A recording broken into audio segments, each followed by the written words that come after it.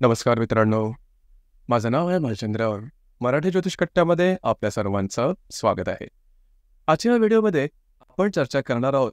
प्रेमविवाहामध्ये दोन व्यक्ती आहेत आणि दोघांची रास समजा कन्या रास असेल, तर त्यांचा प्रेमविवाह आहे हा कशा प्रकारे पुढे जाईल, अशा कोणत्या गोष्टी आहेत की ज्या दोघांनीही लक्षात घेणं गरजेचं आहे. व्यक्तिमत्व नेमकं तुमचं कशा प्रकारचं असेल, त्याचप्रमाणे कोणत्या गोष्टी करायला हव्यात, कोणत्या गोष्टी टाळायला हव्यात, सुखी वैवाहिक जीवनासाठी नेमकं काय करायला हवं, या सर्व संदर्भातली खुलासेवर चर्चा आपण या व्हिडिओमध्ये करणार आहोत. आपल्या इथे चॅनल आहे मराठी ज्योतिष कट्टा. या चॅनलद्वारे मेष राशीपासून ते मीन राशीपर्यंत सर्व ज्या 12 राशी आहेत, या सर्व 12 राशी परस्पर प्रेमविवाहाच्या बंधनात असतील, तर त्यांचा जो प्रेमविवाह आहे किंवा त्यांचं जे वैवाहिक जीवन आहे, हे नेमकं कशा प्रकारचं पुढे जाऊ शकेल, कोणत्या गोष्टी तुम्हाला महत्त्वाच्या ठरतील, या संदर्भातले व्हिडिओ अपलोड होत आहेत. आपण त्याचा आनंद जरूर घ्या. तर आजच्या व्हिडिओमध्ये आपण चर्चा करणार आहोत.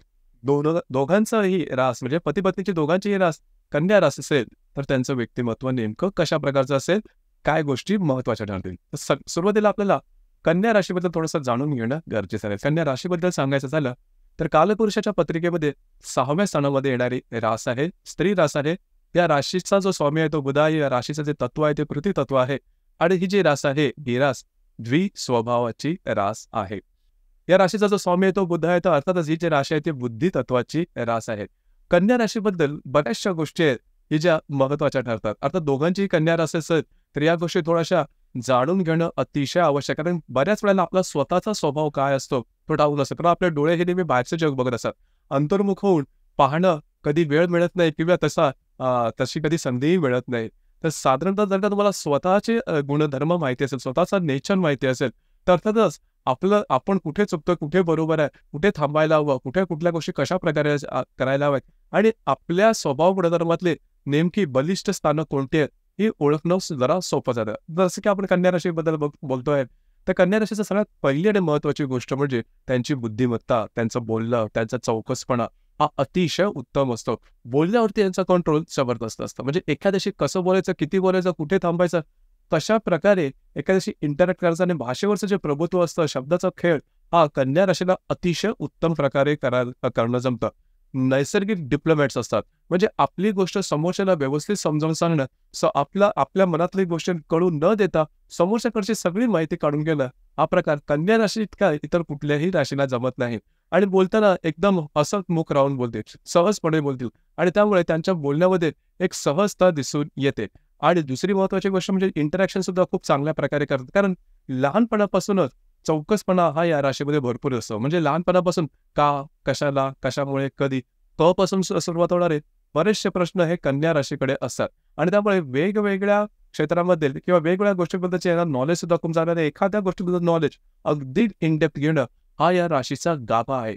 त्यामुळे होतं काय की बऱ्याचशा फील्डमध्ये त्यांना नॉलेज असतं. त्यामुळे कुठल्याही बरोबर त्याच्या आवडीच्या क्षेत्राबरोबर संदर्भात ते अगदी सहजपणे कम्युनिकेशन करतात. त्यामुळे यांची इमेज किंवा यांची समाजामध्ये इमेज सुद्धा अशाच प्रकारची असते की याचं बोलणं खूप चांगलं आहे आणि लाघवी अशा प्रकारचं बोलणं आहे. दुसरी महत्त्वाची गोष्ट म्हणजे ग्रास्पिंग खूप चांगली असते.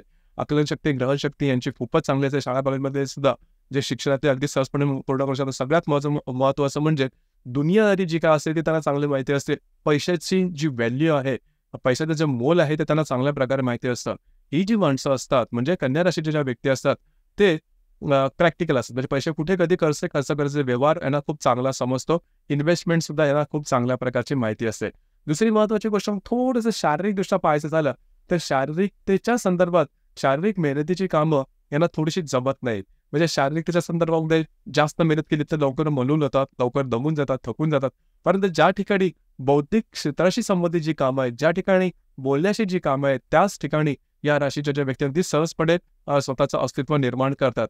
म्हणजेच मार्केटिंगची फील्ड असेल, कम्युनिकेशनची फील्ड असेल, एज्युकेशन फील्ड असेल, कॉमर्स फील्ड, बँकिंग क्षेत्र, ऑफिसेस, अशा ठिकाणचे बऱ्याचशा क्षेत्रामध्ये तुम्हाला कन्या राशीची ज्या व्यक्ती असेल त्या दिसतील. कारण नैसर्गिक त्यांच्यामध्ये हे गुण दिसून येतात. दुसरी गोष्ट म्हणजे थोडीशी ज्याला आपण डिसिजन पॉवर म्हणतो ती थोडीशी कमी असते. म्हणजे एखाद्या गोष्टी डिसिजन घ्यायचा की नाही हा थोडासा त्या डिलेम्यामध्ये जातात किंवा या संदर्भात नीटसे त्यांना निर्णय घेता येत नाही. याच्यामध्ये कारण एकच आहे की ही जी रास आहे ही रास थोडीशी एखादी गोष्ट आपण परफेक्टच झाली पाहिजे, एकदम व्यवस्थित झाली पाहिजे, याकरता त्यांचा जीवाचा आटापिटा भरपूर असतो. आणि त्यामुळे होतं काय की निर्णय ज्यावेळेस आपण घ्यायला जातो ती निर्णय घेण्याची क्षमता म्हणजे निर्णय घेतल्यानंतर त्याचे परिणाम काय होतील हे भविष्यात असतात आणि ते अननोन असतात, अज्ञात असतात. आणि त्यामुळे एखादा जर का तुम्ही डिसिजन घेतला, तर तो परफेक्ट होईलच की नाही, या संदर्भात विचार करता करता कन्या राशीच्या ज्या व्यक्ती असतात त्या बराच वेळ घेतात आणि बऱ्याच वेळेस एखादा विचार हा निगेटिव्ह तरी होतो किंवा निर्णय सुद्धा घेतला जात नाही. हे कारण असतं. त्याच्यामुळे कन्या राशीच्या ज्या व्यक्ती आहेत या लगेचच्या लगेच निर्णय घेताना तेवढाशा पटकन निर्णय घेता येत नाही त्यांना. दुसरी महत्त्वाची गोष्ट म्हणजे खूपच अलर्ट आहे ही रास. एखादी गोष्ट म्हणजे कुठलीही गोष्ट, अगदी साधं कुठे पिकनिकला जरी जायचं असेल, तर पिकनिकचं ठिकाण किती लांब आहे, तिकडे कसं जायचं आहे, कशाप्रकारे जायचं आहे, कोणती गोष्ट सेफ होईल, कोणती गोष्ट अनसेफ होईल, तिकडे मिळणाऱ्या सुविधा कशाप्रकारे आहेत, तिकडे सिक्युरिटी व्यवस्थित आहे की नाही, वगैरे वगैरे छोट्या-छोट्या गोष्टी की ज्याचा तुम्ही विचारही करू शकत नाही. अशा छोट्या-छोट्या गोष्टींची जे खातरजमा आहे ती या कन्या राशीच्या व्यक्ती करतात आणि नंतरच एखादी गोष्ट आखतात. अगदी त्याच हिशोबाने मी मगाशी सांगितलं त्याप्रमाणे निर्णय घेताना सुद्धा आपला निर्णय परफेक्टच झाला पाहिजे. आपला निर्णय चुकता कामा नये आणि या हट्टापायी ही जी रास आहे ही निर्णयापर्यंत खरं तर सहसा पोहोचत नाही. परंतु बाकीच्या सगळ्या गोष्टींमध्ये ही अगदी हजरजबाबी असते. यांना कुठलाही प्रश्न विचारा, उत्तर यांच्याकडे तयार असतं. दुसरी गोष्ट म्हणजे दुसऱ्याला न दुखावता आपलं म्हणणं सांगणं किंवा दुसऱ्याला न दुखावता त्याचे कान ओढणं, हा प्रकार कन्या राशीच्या व्यक्तीमध्ये खूपच चांगला प्रकार दिसून येतो. कन्या राशीच्या व्यक्ती समोरच्या व्यक्तीवर सहसा संपूर्ण विश्वास कधीच ठेवत नाही. समोरची व्यक्ती कितीही जवळची असेल तरी सुद्धा पटकन समोरच्यावरती कधीही विश्वास ठेवणार नाही, अगदी शेवटपर्यंत. आणि दुसरी महत्त्वाची गोष्ट म्हणजे स्वतःच्या अंतरीच्या जे गोष्टी आहेत या पूर्णपणे ओपन अप कधी करत नाही. याच्यामध्ये कारण एकच आहे की एखाद्या व्यक्तीवरती आपण संपूर्ण विश्वास ठेवून जर का सगळी माहिती दिली, तर तो कदाचित त्याचा वेगळा फायदा उचलू शकेल, आपल्याला जज करू शकेल, ब्लॅकमेल सुद्धा करू शकेल. ही भीती थोडीशी असे घाबरट असतात. म्हणजे कन्या राशीच्या व्यक्ती थोड्याशा घाबरट असतात. एखादी गोष्ट बिनधास्त खुल्या दिल्याने स्वीकारायची आणि बिनधास्तपणे करायची, परिस्थितीला ताठमानेने सामोरं जाणं वगैरे हा प्रकार नसतो. जर का एखादी समस्या किंवा एखादा प्रॉब्लेम समोर आला, तर त्याच्यातून बाहेर कसं पडायचं किंवा त्या प्रॉब्लेममधून कसं याचा थोडासा हे म्हणूनच बिनधास्तपणा हा या राशीमध्ये तेवढासा दिसून येत नाही. हा थोडासा वेगळा भाग आहे, पण याचे सुद्धा काही चांगले ॲडव्हान्टेज यांना आयुष्यात मिळतातच. तर एकंदरीतच सांगायचं झालं तर ताक सुद्धा फुंकून पिणारी ही रास आहे कन्या रास. मात्र बाकीच्या याच्या ज्या गोष्टी आहेत, कारण ही रास आहे तशी पाहिली तर भावनाशील सुद्धा आहे. म्हणजे समोरच्याच्या दुःखाने स्वतः सुद्धा दुःखी होणारी ही रास आहे. परंतु हुशार आहे, चतुर आहे आणि बुधाची रास असल्यामुळे नेहमी अलर्ट असणारी अशी रास आहे. जसं काही आपला व्हिडिओचा विषय की दोन्ही व्यक्ती म्हणजे प्रेमविवाहामध्ये दोन्ही व्यक्ती समजा कन्या राशीच्या असतील, तर त्या नेहमी एकमेकांबद्दल अलर्ट असणार आणि नेहमी एकमेकांबद्दलची माहिती खातरजमा करत राहणार. आणि ही गोष्ट थोडीशी असते. त्यांचं बोलणं वगैरे भरपूर असेल किंवा एखाद्या विषयावर त्यांचं एकमत सुद्धा होईल. परंतु निर्णय घेताना मात्र कुठल्याही छोटे-मोठे निर्णय घेताना मात्र एकमेकांच्या जे विचार असतील हे विचार जुळताना थोडंसं कठीण होतं. आणि हेच कारण असतं ज्यामुळे जर का दोन्ही समजा कन्या राशीचे असतील व्यक्ती, तर थोडासा प्रॉब्लेम होण्याची शक्यता. लक्षात घ्या, या राशीमध्ये एकूण 3 नक्षत्र येतात.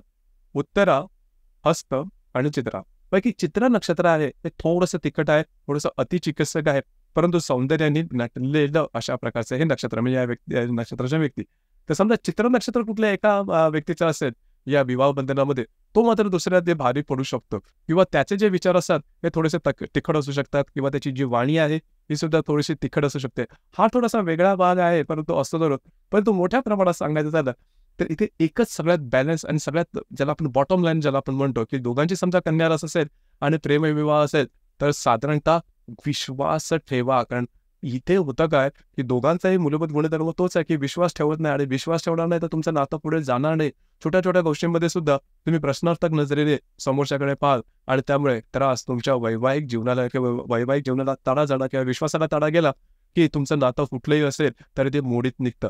तर लक्षात घ्या, कुठेतरी जाऊन कुणावरती करते तुम्हाला संपूर्ण विश्वास ठेवायचा. इथे समजा वैवाहिक जोडीदार ठेवलात आणि तुमचा प्रेमविवाह आहे, तर वैवाहिक जोडीदार विश्वास ठेवला तर अर्थातच गोष्टी या तुमच्यासाठी फेवरेबल होतील. लक्षात घ्या. आणि तुमचं जे कारण जर का तुम्ही एकमेकांबद्दलची अडी समजा मनात धरून चालला तर तुमचा विवाह तर चालेल, परंतु त्यामध्ये प्रेम नसेल किंवा त्यामध्ये विश्वास नसेल. विश्वासानंतरची जी पायरी आहे ती प्रेमाची होते. त्यामुळे प्रेमविवाहामध्ये तुमच्या एकमेकांवरती विश्वास असणं गरजेचं राहील आणि तरी समजा असेल तर अर्थातच तुमचा जो प्रेम आहे तो अतिशय उत्तम राहायचा. या ठिकाणी या म्हणजे शुक्र तुमच्या पत्रिकेत कसा आहे हा तो थोडासा महत्त्वाचा ठरतो. म्हणजे कोण शुक्र जो की विवाहाचा महत्त्वाचा कारग्रह आहे हा सुद्धा महत्त्वाचा ठरतो. आणि दुसरी महत्त्वाची गोष्ट म्हणजे शुक्र तुमचा पत्रिकेत चांगला असेल तर वैवाहिक जीवन तुमचं अर्थातच चांगलं राहील. या व्यतिरिक्त जर का तो एक प्रॉब्लेम कॉम्प्लिकेशन्स असतील तर तुमची जी कुंडली आहे ही पाहणं थोडंसं गरजेचं ठरतं आणि त्याच्यावरूनच मग तुमचे जे काही याच्या व्यतिरिक्त जे काही प्रॉब्लेम कॉम्प्लिकेशन संदर्भात गोष्टी सांगता येतील. कारण या ज्या राशी आणि ह्या राशी फक्त चंद्रावर ठरतात. प्रत्येक कुंडलीमध्ये चंद्रा व्यतिरिक्त सुद्धा बाकी 11 ग्रह वेगवेगळ्या राशी नक्षत्रात किंवा योगात असू शकतात आणि त्याचे परिणाम सुद्धा वेगवेगळे असू शकतात. कुंडली पाहून त्याद्वारे जास्तीत जास्त समीक्षा करता येईल. तर मित्रांनो, हे होतं प्रेमविवाहामध्ये दोघांचीही रास म्हणजे पती-पत्नीची रास दोघांची कन्या रास असेल तर त्यांचा जो प्रेमविवाह असेल हा कशा प्रकारे जाईल, कोणत्या गोष्टीकडे लक्ष द्यायला हवं या संदर्भातली चर्चा. आपल्याला हा व्हिडिओ कसा वाटला, आपण त्याचा अनुभव कशा प्रकारे घेतला, काही कमेंट बॉक्समध्ये नक्की कमेंट करावे. आपलं हे जे चॅनल आहे मराठी ज्योतिष कट्टा हे सुद्धा लाईक, शेअर आणि सबस्क्राईब नक्की करा. धन्यवाद.